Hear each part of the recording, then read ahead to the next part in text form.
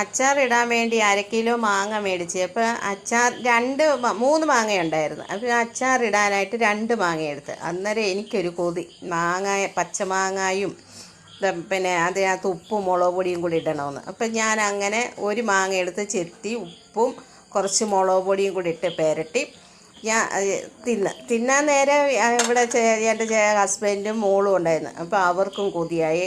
ഞാൻ തിന്നുന്ന കണ്ടപ്പോൾ അവരും കുറച്ചെടുത്ത് തിന്നു. പക്ഷെ നല്ല ടേസ്റ്റ് ഉണ്ടായിരുന്നു. എന്ന് വെച്ചാൽ ഒരു പുളിയും നല്ല മധുരവും എല്ലാം കൂടെ നല്ല ടേസ്റ്റുള്ള മാങ്ങ. ഇപ്പോൾ കിട്ടുന്ന മാങ്ങ നമ്മുടെ നാട്ടിലെ മാങ്ങ അല്ലാത്തത് കൊണ്ട് ഒരു പ്രത്യേക ഒരു മധുരവും ഒക്കെ ഉണ്ട്.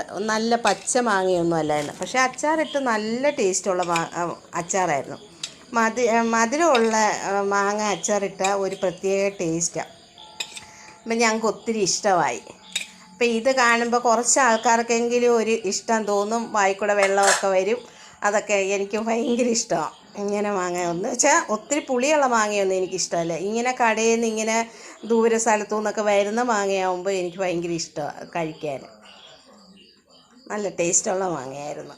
അപ്പോൾ എല്ലാവർക്കും ഇഷ്ടമായി കാണുമല്ലോ.